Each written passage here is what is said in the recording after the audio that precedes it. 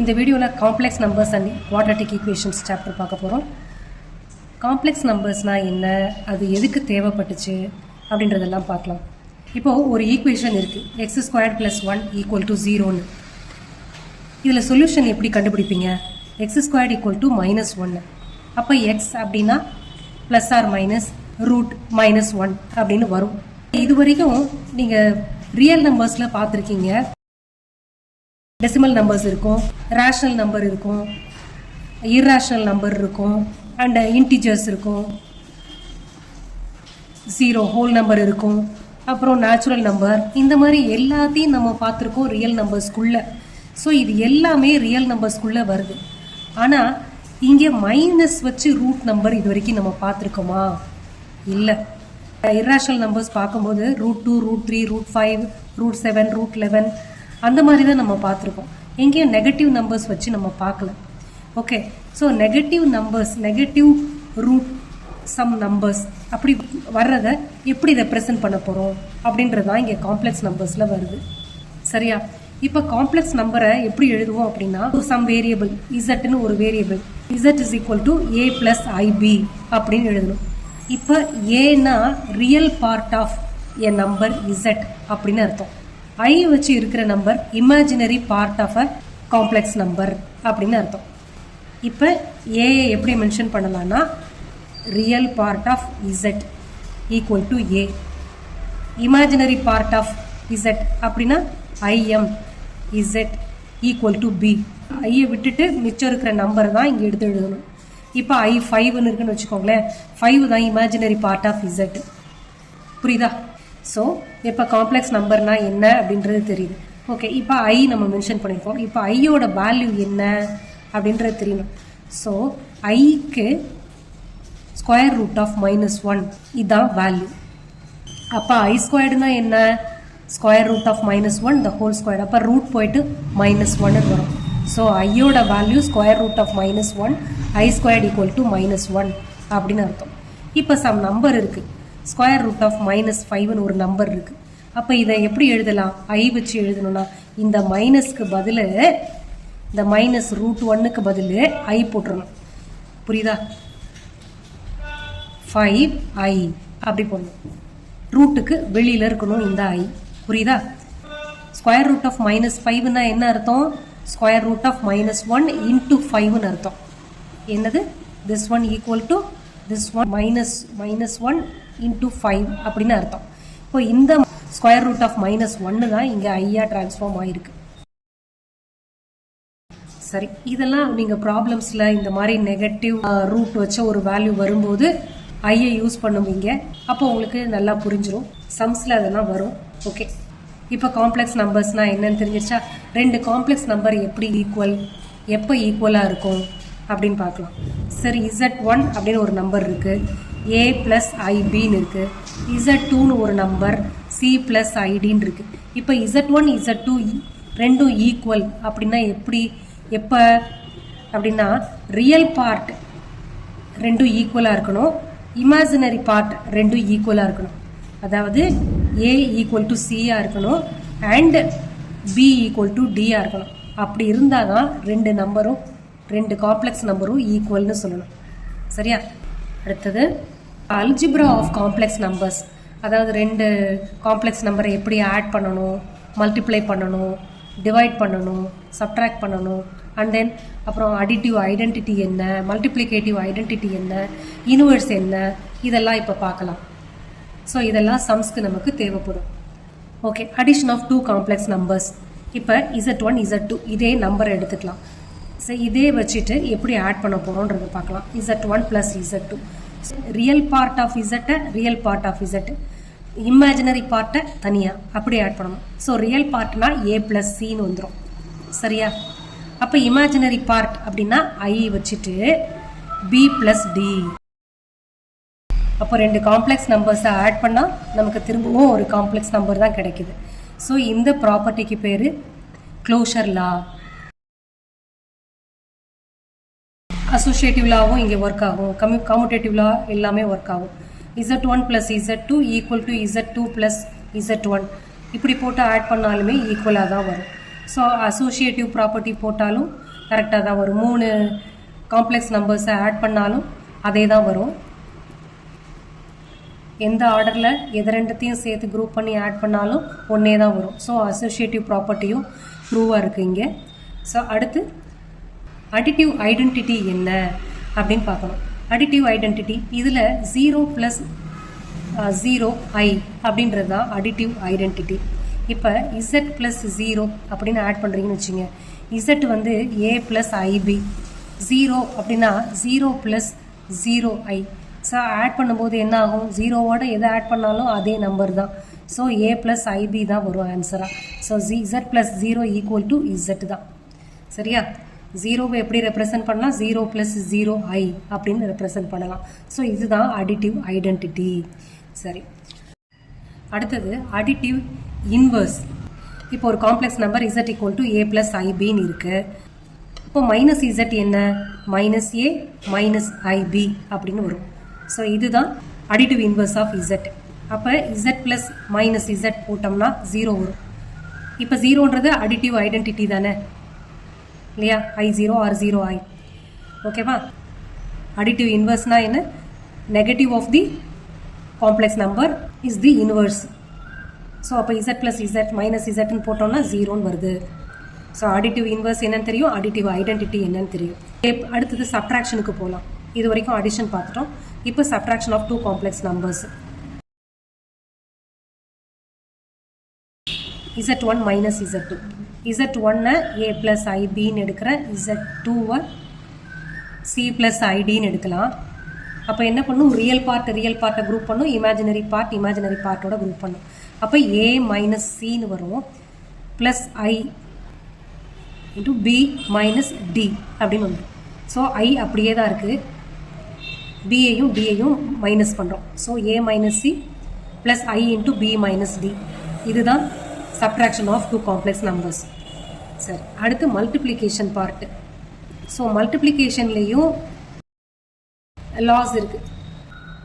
Closure லா, க்ளோஷர்லான்னா என்ன, 2 complex நம்பரை multiply பண்ணால் திரும்பவும் ஒரு காம்ப்ளெக்ஸ் நம்பர் கிடைக்குது அப்படின்னு சொன்னால் it is a closure law. Commutative law ட்ரூவாக இருக்கும், அசோசியேட்டிவ் லாவும் ட்ரூவாக இருக்கும். அடுத்து இங்கே பார்க்க போகிறது மல்டிப்ளிகேஷனில் மல்டிப்ளிகேட்டிவ் ஐடென்டிட்டி என்னது, மல்டிப்ளிகேட்டிவ் இன்வர்ஸ் என்ன, அதான். சரி, இப்போ 2 காம்ப்ளெக்ஸ் நம்பர்ஸை எப்படி மல்டிப்ளை பண்ணுறதுன்றதை பார்க்கலாம். z1 = a + ib, z2 = c + idன்னு எடுக்கலாம். z1 z2, ஸோ 2 நம்பர்ஸாக மல்டிப்ளை பண்ண போகிறோம். டிஸ்ட்ரிபியூட்டிவ் ப்ராப்பர்ட்டி இருக்குல்ல, அந்த மாதிரி தான் போட்டு மல்டிப்ளை பண்ணுவோம். ஸோ ஏயோட இந்த நம்பர், அடுத்து இந்த நம்பர், அதே மாதிரி பியோட சி, பியோட ஐடி, இப்படி தான் மல்டிப்ளை பண்ணணும், distributive property. So AC plus IAT அப்படின்னு வரும். அடுத்து ஐபிசி ப்ளஸ் I² BD அப்படின்னு வரும். ஸோ ஏசியில் சேஞ்ச் இல்லை, அப்படியே வச்சுக்கோங்க. இப்போ பிசி இருக்குது, அடுத்து இங்கே I² BDன்னு இருக்குது. I² அப்படின்னா நம்ம என்ன பார்த்துருக்கோம், I அப்படின்னா √(-1). I²னா என்ன, square of this value, square of -1 this value. அப்போ என்ன கிடைக்கும், -1 தான் ஆன்சர். ஸோ அப்போ I²க்கு பதில் -1 போட்டோம்னா இது -1 BDன்னு ஆகிடும். So -BD. இப்போ அங்கே இருக்கிற I பார்ட்டு டோட்டலாக போயிடுச்சு. அப்போனா இங்கே BD ரியல் பார்ட்டாக வந்துடும். ஓகேவா? அடுத்து ப்ளஸ் I × AD ப்ளஸ் BCன்னு வந்துடும். So this is real part, this is imaginary part of Z1 and Z2. சரியா? அப்போ என்ன கிடைச்சிருக்கு, ரியல் பார்ட்டும் இருக்குது, இமேஜினரி பார்ட்டும் இருக்குது, Z1 Z2. So closure property is true. Multiplication of 2, that is multiplication of 2 complex number is a complex number. அப்படி வந்துருச்சு. So மல்டிப்ளிகேஷனில் 2 நம்பரை multiply பண்ணுறோம் அப்படின்னா Z1 Z2 = Z2 Z1. எப்படி மல்டிப்ளை பண்ணாலும், எந்த ஆர்டரில் மல்டிப்ளை பண்ணாலும் சேமாக தான் வரும் answer. So commutative property true ஆகிடும். அதே மாதிரி அசோசியேட்டிவ் ப்ராப்பர்ட்டியும் ட்ரூ ஆகிடும். அடுத்து நம்ம பார்க்க போகிறது மல்டிப்ளிகேட்டிவ் ஐடென்டிட்டி என்ன அப்படிங்கிறது தான். சரி, மல்டிப்ளிகேட்டிவ் ஐடென்டிட்டி 1. இப்போ 1 எப்படி எழுதலாம், 1 + I 0 இப்படி எழுதலாமா? இமேஜினரி பார்ட்டு 0, ரியல் பார்ட்டு மட்டும் 1. ஸோ இதுதான் என்ன, மல்டிப்ளிகேட்டிவ் ஐடென்டிட்டி.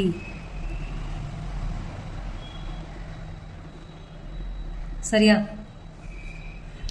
அடுத்து மல்டிப்ளிகேட்டிவ் இன்வர்ஸ், அது எப்படி கண்டுபிடிக்கிறது? அடிட்டிவ் இன்வர்ஸ்னால் பார்த்தா minus Z, Z equal to A plus IP அப்படின்னா மைனஸ் இசட் தான் அதோட இன்வர்ஸ். அப்போ அதாவது மைனஸ் ஏ மைனஸ் ஐபி அப்படின்னு பார்த்தோம். இப்போ மல்டிப்ளிகேட்டிவ் இன்வர்ஸ்,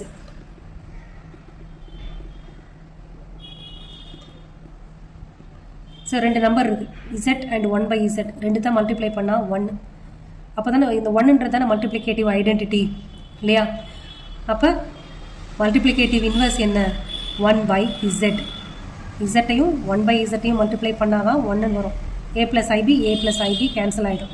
ஸோ கேன்சல் ஆகிட்டு 1ன்னு ஆன்சர் வரும். ஸோ மல்டிப்ளிகேட்டிவ் இன்வர்ஸ் அப்படின்னா 1/z. சரியா? அடுத்து டிவிஷன் ஆஃப் காம்ப்ளெக்ஸ் நம்பர்ஸ் பார்க்கணும். ஸோ z1/z2 போட்டோம்னா z1 அண்ட் z2 ரெண்டுமே காம்ப்ளெக்ஸ் நம்பர்ஸ். அப்போ அதை டிவைட் பண்ணி வர ஆன்சருமே காம்ப்ளெக்ஸ் நம்பராக தான் வரும். இப்போ z2 வந்து நாட் ஈக்குவல் டு 0வாக இருக்கணும். அதான் எப்பயும் இருக்கிற அதே ப்ராப்பர்ட்டி இல்லையா? அடுத்து பவர் ஆஃப் ஐ, அதான் பார்க்கணும். ஐயோட பவர் இன்க்ரீஸ் பண்ணால் எப்படி வேல்யூ வரும் அப்படின்னு. இப்போ ஐன்னா என்ன? ஸ்கொயர் ரூட் ஆஃப் -1 நம்ம பிகினிங்லேயே பார்த்தோம், இன்ட்ரோவோட பிகினிங்லேயே பார்த்தோம். இப்போ ஐ ஸ்கொயர்டு போட்டோம்னா இந்த ஸ்கொயர் ரூட் ஆஃப் -1 ஸ்கொயர் ஆயிடும். அப்போ என்ன ஆன்சரு? -1 தான் ஆன்சரு. அப்போ ஐ ஸ்கொயர்டு ஈக்குவல் டு -1ன்னு வரும். அப்போ ஐ கியூபு, அப்போ ஐ கியூப் அப்படின்னா ஐ ஸ்கொயர்டோட ஐயை மல்டிப்ளை பண்ணுறது. சரியா? அப்போ ஐ ஸ்கொயர்டு -1 இன்ட்டு ஐனா -iன்னு வரும். சரிதானே?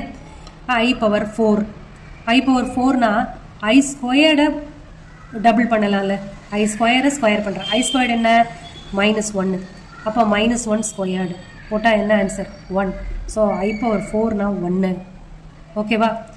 ஐ is square root of -1, i squared -1, i cube -i, i power 4னா 1. ஸோ இந்த மாதிரி தான் போயிட்டே இருக்கும். இப்படி தான் பவர் கேல்குலேட் பண்ணணும். ஸோ இதை ஒரு எக்ஸாம்பிளில் எப்படி யூஸ் ஆகுது அப்படின்றத பார்க்கலாம். இப்போ √3i த ஹோல் ஸ்கொயர்டு இருக்குன்னு வச்சுக்கோங்க. இதை எப்படி பண்ணுவீங்க? √3 ஸ்கொயர் பண்ணும், ஐயை ஸ்கொயர் பண்ணும். √3 ஸ்கொயர் பண்ணால் 3, ஐயை ஸ்கொயர் பண்ணால் -1. சரியா? அப்போ -3ன்னு ஆன்சர் வரும். இதுவே நெகட்டிவ் நம்பர் இருக்குன்னு வச்சுங்க, இதை ஸ்கொயர் பண்ணால் -√3 the whole square I squared அப்படின்னு வரும். இப்போ திரும்ப இது ஸ்கொயர் பண்ணுறதுனால நெகட்டிவ் போயிடும். அப்போ 3ன்னு வரும். இந்த ஐ மட்டும் -1, மறுபடியும் -3ன்னு வந்துருச்சு. அப்போ ஸ்கொயர் ரூட் ஆஃப் -3 என்னென்ன? √3i and -√3i. சரியா? இதுக்கு ஸ்கொயர் ரூட் அப்படின்னாக்கா இது ரெண்டும் தான். ஐடென்டிட்டிஸ் நம்ம ப்ரீவியஸ் இயரில் படித்த அதே ஐடென்டிட்டிஸ் தான் இங்கே யூஸ் ஆகும். இதுவும் அல்ஜிப்ராக்குள்ளே தான் வரும். ஸோ அல்ஜிப்ராவில் யூஸ் பண்ண ஃபார்முலாஸ்லாம் இங்கேயும் வரும். ஆனால் நீங்கள் maximum a + b the whole cube, a - b the whole cube இந்த அளவுக்கு தான் இருக்கும் ஃபார்முலா. ஸோ அதே z1 + z2 ஹோல் ஸ்கொயர்டுனா a + b the whole squared formula தான். So z1 squared plus z2 squared plus 2z1 z2. அதே மாதிரி z1 - z2 whole ஸ்கொயர்டுனா நோன் ஃபார்முலா தான். கியூபு ஃபார்முலா என்ன? z1 + z2 the whole cube அப்படின்னா z1 cube plus 3z1 squared z2 plus 3z1 z2 squared plus z2 cube. இதான். அடுத்து z1 - z2 the whole cube அப்படின்னா இந்த பிளேஸ்லையும் நெகட்டிவ் சைன் வரும். z1 cube -3z1 squared z2 plus 3z1 z2 squared -z2 cube. So இந்த ரெண்டு formula mostly use ஆகும். நல்லா பார்த்துக்கோங்க, படிச்சுருங்க. அப்புறம் a squared - b squared formula அதான். a + b, a - b. சரியா? அது காம்ப்ளெக்ஸ் நம்பர்ஸ்க்கு. இந்த ஐடென்டிட்டிஸ் தான் இங்கேயும் யூஸ் ஆக போகுது. அடுத்தது வேற என்ன அப்படின்னா காஞ்சுகேட் அப்படின்னா என்ன அப்படின்றத பார்க்க போகிறோம். மாடுலஸ்னா என்ன, காஞ்சுகேட்னா என்ன அப்படின்னு படிக்க போகிறோம். ஸோ மாடுலஸ் அப்படின்னா உங்களுக்கு தெரியும், இந்த சிம்பிள்குள்ளே எழுதுறது. இப்போ z = a + ib வச்சுக்கோங்க. அப்போ mod zனா என்ன அப்படின்னா square root of a squared plus b square. இதுதான். இந்த ஐ பார்ட்டை விட்டுறணும், இந்த ஐயை மட்டும் விட்டுறணும். ஸோ ஏ அண்ட் பி அதை மட்டும் ஸ்கொயர் பண்ணும். ஓகேவா? இப்போ ஒரு எக்ஸாம்பிள் சொல்கிறேனே, Z1 ஈக்குவல் டு 3 ப்ளஸ் I5ன்னு வச்சுக்கோங்க. அப்போ Z1 மாட் Z1 அப்படின்னா 3 ஸ்கொயர்டு ப்ளஸ் 5 ஸ்கொயர்டு தான், ஐ கன்சிடர் பண்ணக்கூடாது. ஸோ 9 ப்ளஸ் 25ன்னு வரும். ஓகேவா? Square root of 34. இவ்வளோ தான், இப்படி தான் கேல்குலேட் பண்ணும். ஸோ மாடுலஸ்னால் என்னன்றது தெரியுதா? இப்போது ஐ மட்டும் விட்டுறணும், whether it is positive number or negative number. Modulus இப்படி தான் கேல்குலேட் பண்ணணும். அடுத்தது காஞ்சுகேட். இதான் லாஸ்ட் டாபிக், காஞ்சுகேட். இப்போ இசட்னு ஒரு நம்பர் இருக்கு, 2 மைனஸ் 5iன்னு வச்சுக்கிறேன். இப்போ காஞ்சுகேட் ஆஃப் இசட் அப்படின்னா என்ன அப்படின்னா இப்படி எழுதணும், 2 மைனஸ் 5i த ஹோல் பார்னு எழுதணும். மைனஸ் இந்த ஐக்கு முன்னாடி இருக்கிற சைன் இருக்குல்ல, அது மாறி வரும். இப்போ இங்கே 2 மைனஸ்ன்னு இருந்தால் இங்கே 2 ப்ளஸ் 5iன்னு வரும். அதுதான் காஞ்சுகேட். ஓகேவா? அடுத்து ஒரே ஒரு கான்செப்ட் மட்டும், மல்டிப்ளிகேட்டிவ் இன்வர்ஸ். மல்டிப்ளிகேட்டிவ் இன்வர்ஸ்னால் என்ன? இப்போ ஒரு காம்ப்ளெக்ஸ் நம்பர் இருக்குது, z is equal to a plus ஐபிஏ எடுத்துக்கிறேன். காஞ்சுகேட்னா a மைனஸ் ஐபி. சரி, இன்வர்ஸ் அப்படின்னா 1/z. 1/zனா 1/a ப்ளஸ் ஐபின்னு எழுதணுமா? சரி, இங்கே இருக்கிற ப்ளஸ் சைனுக்கு பதில் நெகட்டிவ் சைன் போட்டு நியூமரேட்டர் அண்ட் டினாமினேட்டரில் மல்டிப்ளை பண்ணுவீங்க. ஸோ அதான் இப்போயும் பண்ண போகிறோம். இப்போ நியூமரேட்டரில் என்ன வரும்? a மைனஸ் ஐபின்னு இருக்கும். கீழே இங்கே a plus b, a minus b ஃபார்மெட்டில் இருக்குது. So a square minus b squared அந்த ஃபார்முலா படி எழுதுகிறோம். ஸோ அப்போ இங்கே என்ன வரும்? a மைனஸ் ஐபி மேலே இருக்கும், கீழே a ஸ்கொயர்டு, இந்த மைனஸ்னு வச்சுக்கோங்க, b ஸ்கொயர்டு. ஓகே, i ஸ்கொயர்டுனா என்ன? -1. ஸோ ஆல்ரெடி இங்கே ஒரு மைனஸ் இருக்குது. ஸோ மைனஸ் இன்ட்டு மைனஸ் ப்ளஸ்ன்னு ஆயிரும். So a square plus b ஸ்கொயர்னு வந்துடும்.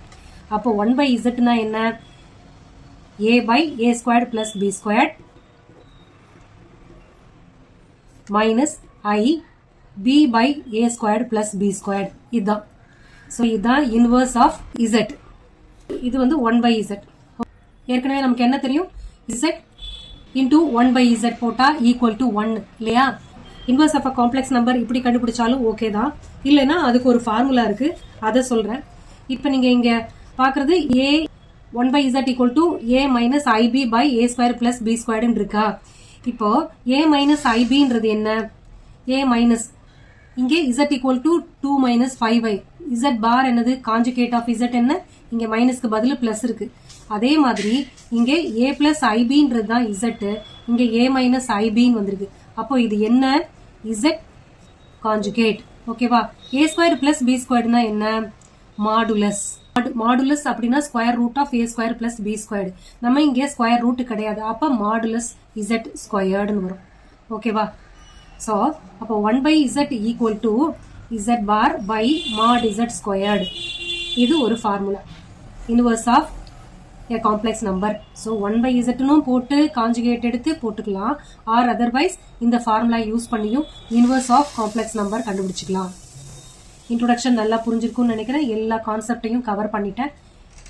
இந்த வீடியோ நீங்கள் பார்த்தீங்கனாலே இந்த சாப்டரில் இருக்கிற ப்ராப்ளம்ஸ் எல்லாம் ஈஸியாக பண்ணிடலாம். ஓகே, அடுத்து எக்ஸாம்பிள் ப்ராப்ளம்ஸ்க்கு போகலாம்.